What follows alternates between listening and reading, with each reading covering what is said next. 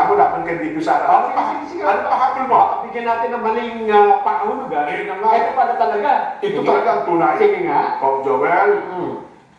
So ayaw naman po namin mag-insinuate kung ano ang nasa isip ng ating ombudsman. Baka kung makita po nila ang aming mga ebidensya, magbago ang kanilang isip.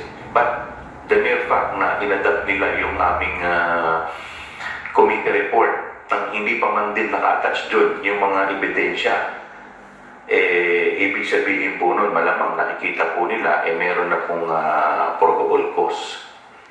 Ayun naman pala. Ayun tama. Di ba? Paano kung sabihin nga ni Ombudsman, tibay pa ng ebidensya ng ng committee? Hindi magbabago na kayo ng... Oo, hindi kakainin yung lahat mga salanta. Sasabihin niyo pa, whitewash.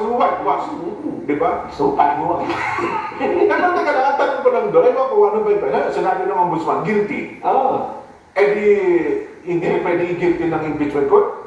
Hindi ba magiging double jeopardy yun? Hindi magkaiba kasi impeachment, tatanggalin ka. Tatanggalin ka. Oo nga pala, no? Tama. Kasi dito, administrative judgment case. Kakasuhan ka na. Oo. Ayun.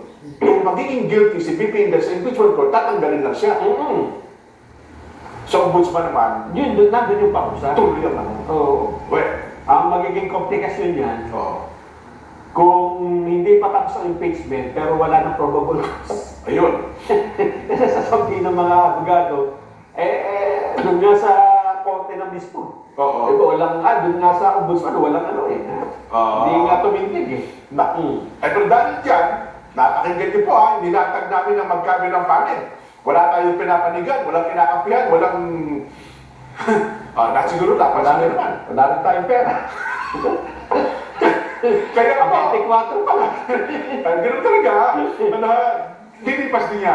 At dahil dyan, ang magiging box populi natin ay ganito. Batay po sa ng pahayag namin at tinalakay namin ang magkabilang panig, dapat pa bang ituloy ng ombudsman ang investigasyon sa kaso ni BP Sara kahit may impeachment case na isamba sa Senado?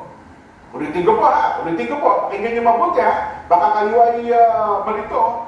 Dapat pa bang ituloy ng ombudsman ang investigasyon sa kaso ni BP Sara kahit may impeachment case na naisampa sa Senado? Yan. Kung ang sagot niya po, opo, ituloy ng ombudsman yan.